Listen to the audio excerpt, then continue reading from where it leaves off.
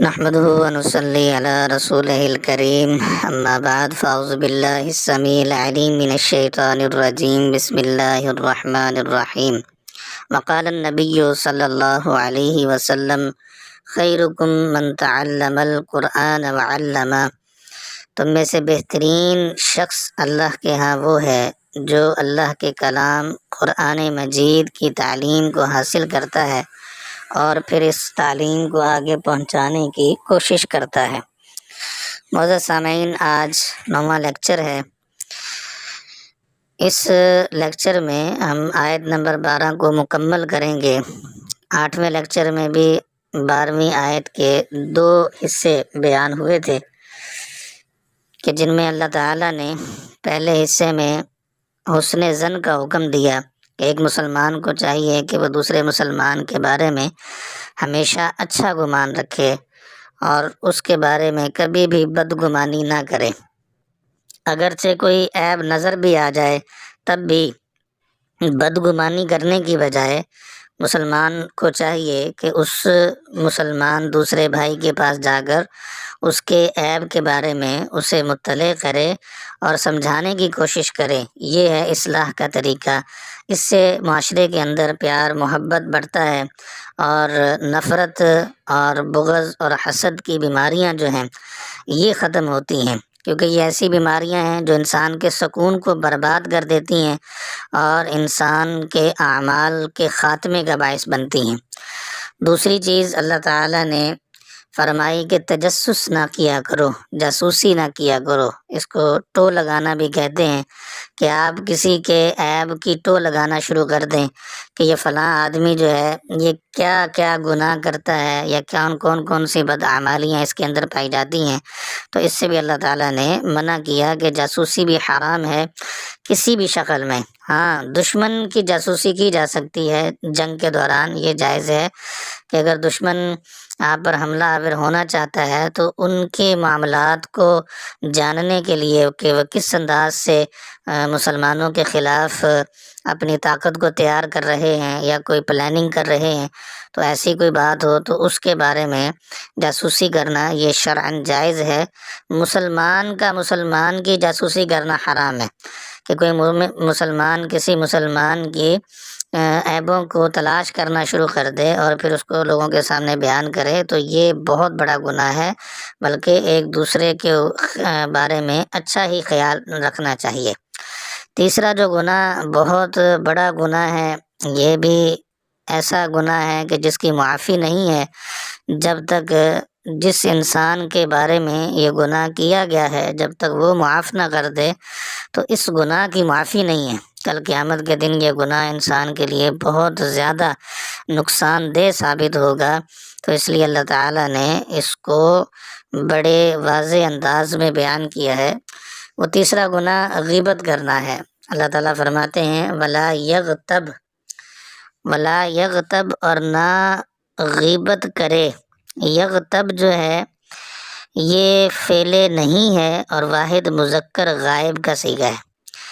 اغتیاب اس کا مصدر ہے اور غین تا اور با یہ اس کا مادہ ہے۔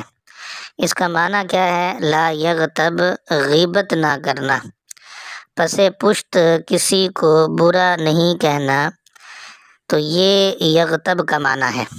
اللہ فرماتے ہیں لا یغتب، نہ غیبت کرے، بعضکم تمہارا بعض، یعنی کہ تم میں سے بعض لوگ جو ہیں وہ غیبت نہ کریں بعضاً بعض کی، اپنے میں سے بعض مسلمانوں کی بعض لوگ جو ہیں وہ غیبت نہ کریں۔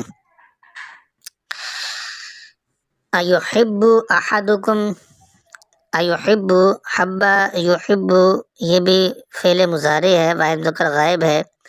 احباب مصدر ہے اور اس کا معنی ہے پسند کرنا۔ کیا تم میں سے کوئی یہ پسند کرتا ہے؟ ایحب کیا پسند کرتا ہے؟ احدکم تم میں سے کوئی ایک، مسلمانوں میں سے کوئی ایک یہ بات پسند کرتا ہے، ان یأکل، اکل یأکل یہ بھی فعل مضارع ہے، واحد مذکر غائب ہے، اس کا معنی کھانا۔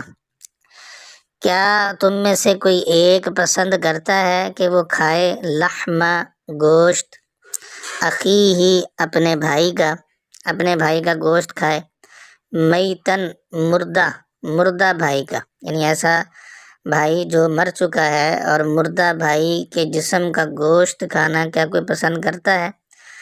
تو اللہ نے اس کا جواب خود ہی دیا، فَكَرِهْتُمُوهُ، کہ تم اس کو ناپسند کرتے ہو۔ فَكَرِهْتُمُوهُ جو ہے یہ بھی ماضی کا صیغہ ہے، جمع مذکر حاضر مستقبل کے معنی میں ہے۔ کرہن اس کا مصدر ہے اور اس کا معنی کیا ہے؟ ناپسندیدگی، کہ تم ناپسند کرتے ہو اس کو، یعنی کہ گوشت، اپنے مردہ بھائی کے گوشت کھانے کو۔ تو جب تم مردہ بھائی کے گوشت کھانے کو ناپسند کرتے ہو تو اس سے زیادہ برا عمل یہ ہے کہ تم اپنے بھائی کی غیبت کرو۔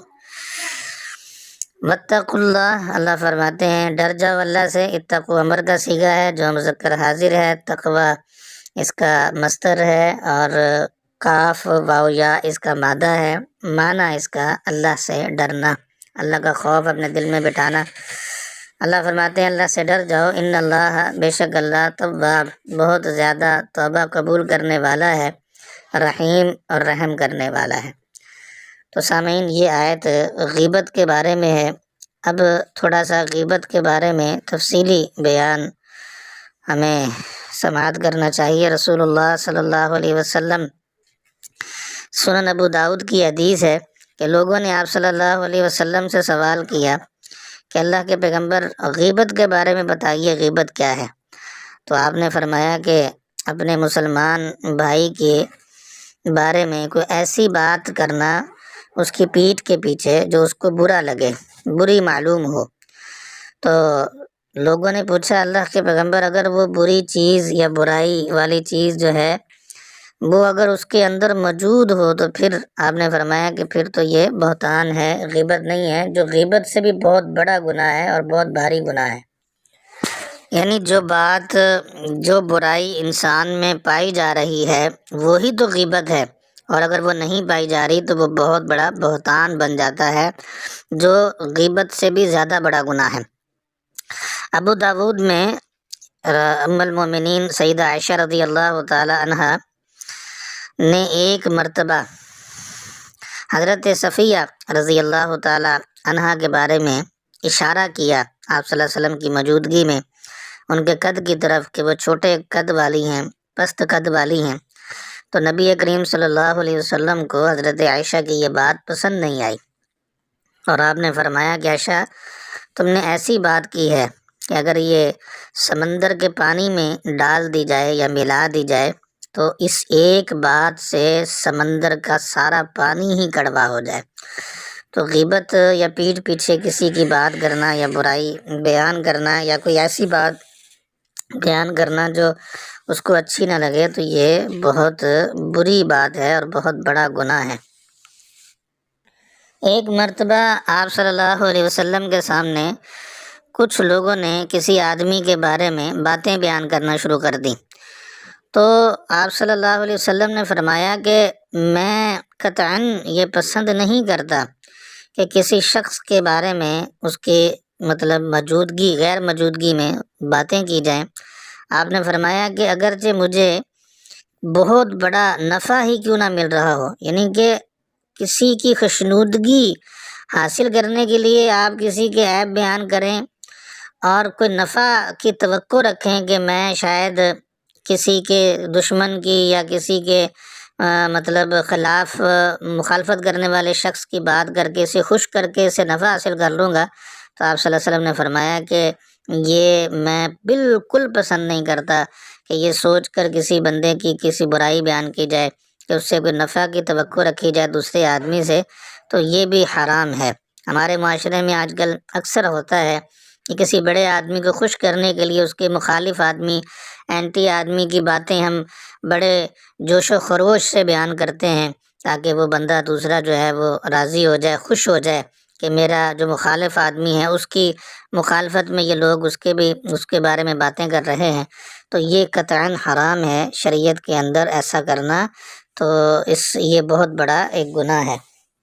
صحیح بخاری کے اندر ہے، رسول اکرم صلی اللہ علیہ وسلم نے حجۃ الوداع کے موقع پر خطبہ ارشاد فرمایا، اور آپ صلی اللہ علیہ وسلم نے مسلمانوں سے کہا کہ آج جس طرح یہ جگہ حرمت والی ہے، ویسے ہی اللہ تعالیٰ نے تمہارے آپس میں خون کو، مال کو اور عزت کو ایک دوسرے پہ حرام کر دیا ہے، کہ کوئی مسلمان کسی مسلمان کا خون نہیں بہا سکتا، کوئی مسلمان کسی مسلمان کے مال کو ضبط نہیں کر سکتا، اور اسی طرح کوئی مسلمان کسی مسلمان کی عزت پر حملہ نہیں کر سکتا، اس کی پیٹھ پیچھے اس کی برائی بیان نہیں کر سکتا۔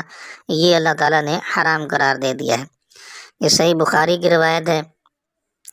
اسی طرح مسلم کے اندر بھی اسی معنی کی روایت موجود ہے کہ آپ صلی اللہ علیہ وسلم نے فرمایا کہ مسلمان کا مال اور اس کی عزت اور اس کا خون، یہ تینوں چیزیں مسلمانوں پر حرام ہیں، کہ کوئی مسلمان کسی مسلمان کا خون بہائے، اس کی عزت کو پامال کرے یا اس کے مال کو ضبط کرے، یہ اللہ تعالیٰ نے حرام کر دیا ہے۔ اور قیامت کے دن اگر کوئی شخص یہ گناہ لے کر آئے گا تو پھر یہ گناہ جو ہے انسان کے لیے بہت نقصان کا باعث بنے گا۔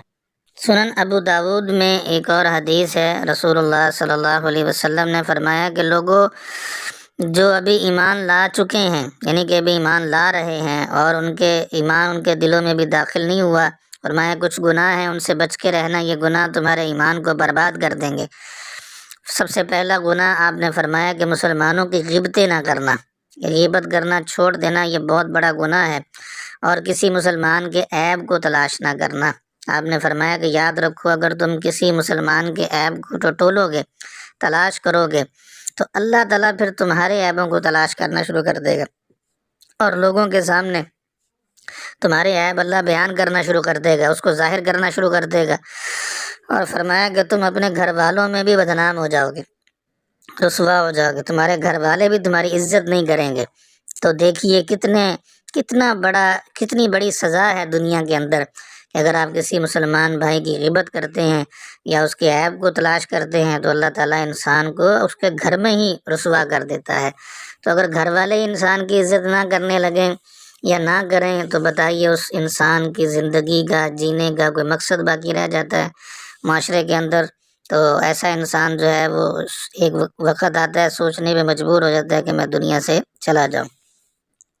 سیدنا ابن عمر یعنی عبداللہ بن عمر رضی اللہ تعالیٰ عنہ نے ایک مرتبہ کعبے کی طرف دیکھا، بیت اللہ کی طرف دیکھا، اور فرمانے لگے، یہ روایت جو حضرت عبداللہ بن عمر کا قول ہے سنن ترمذی کے اندر ہے، کہنے لگے کہ اے کعبہ تیری حرمت اور عظمت کا کیا کہنا، کہ اللہ نے تجھے حرمت والا بنایا ہے اور تجھے بہت عظیم عظمت عطا کی ہے، لیکن تیری عظمت اور تیری حرمت سے بڑھ کر ایک مسلمان کی عزت ہے اور اس کی حرمت ہے، کہ اللہ تعالیٰ نے ایک مسلمان کی عزت اور حرمت کو تیری عزت اور حرمت اور عظمت سے بھی بڑھا دیا ہے، کہ ایک مسلمان کی عزت دوسرے مسلمان پر لازم ہے، اور اس کی عزت کو پامال کرنا ایک مسلمان کا دوسرے مسلمان پر حرام ہے۔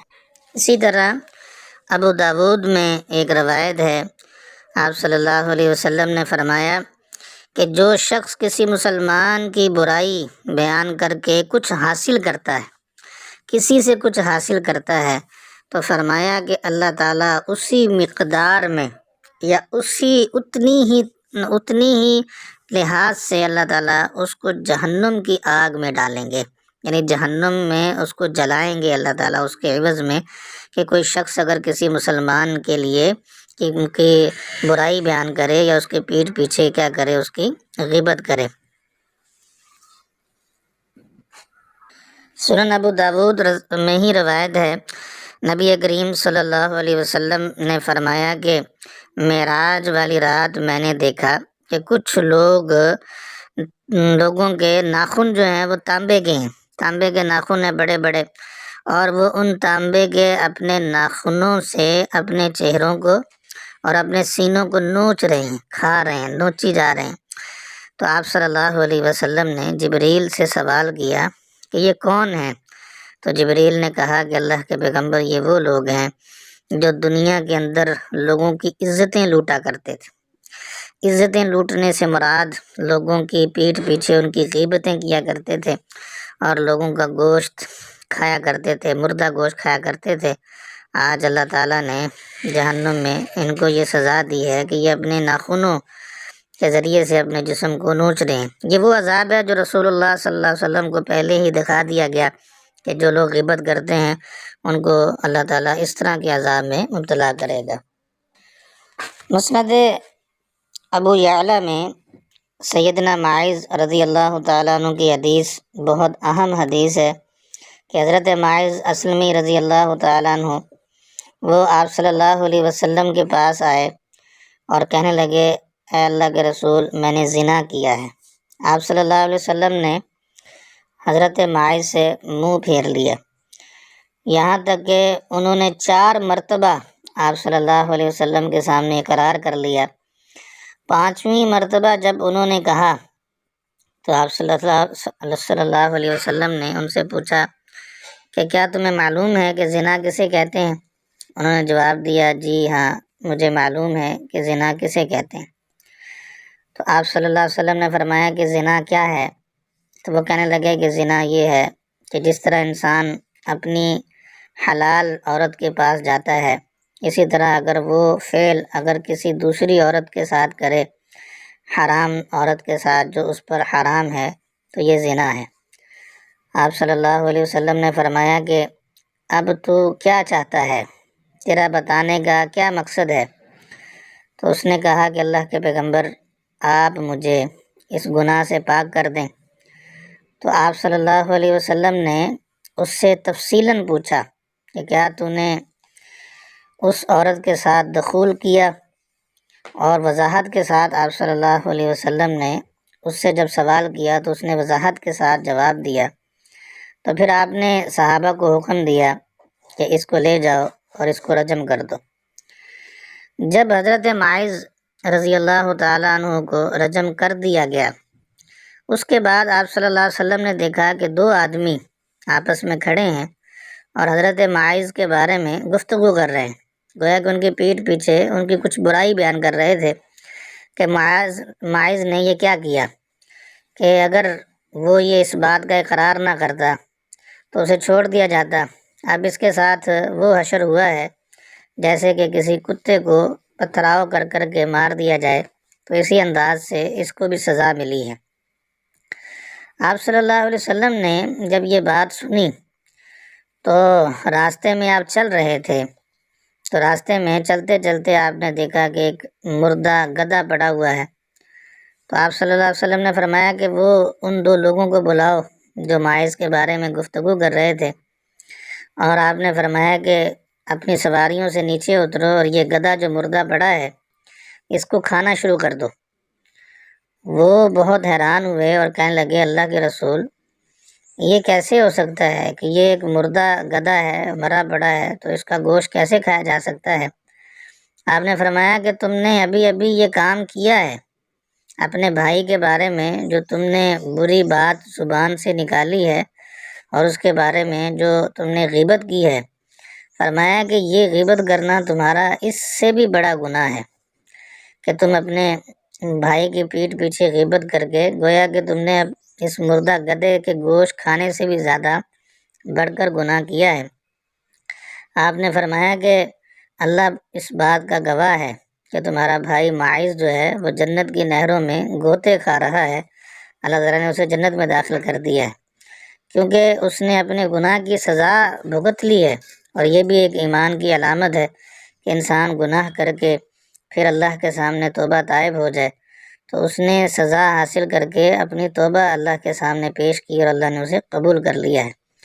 تو گویا کہ ثابت یہ ہوا کہ مسلمان کی پیٹھ پیچھے بات کرنا، غیبت کرنا، یہ مومن کا شیوہ نہیں ہے، بلکہ آپ صلی اللہ علیہ وسلم نے فرمایا کہ یہ منافقین کا کام ہے۔ منافق ہوتا ہے انسان جو کسی کی مسلمان کی غیبت کرتا ہے اور اس کے پیٹھ پیچھے اس کی بات کو لوگوں کے سامنے بیان کرتا ہے۔ معزز سامعین، یہ بہت بڑا گناہ جس کے بارے میں اللہ تعالیٰ نے ہمیں مطلع کیا ہے، توجہ دلائی ہے، تو اس گناہ سے بچنا چاہیے تاکہ ہمارے اعمال برباد نہ ہوں۔ اللہ تعالیٰ سے دعا ہے اللہ تعالیٰ ہمیں دین پہ عمل کی توفیق عطا فرمائے۔ وآخر دعوانا الحمد للہ رب العالمین۔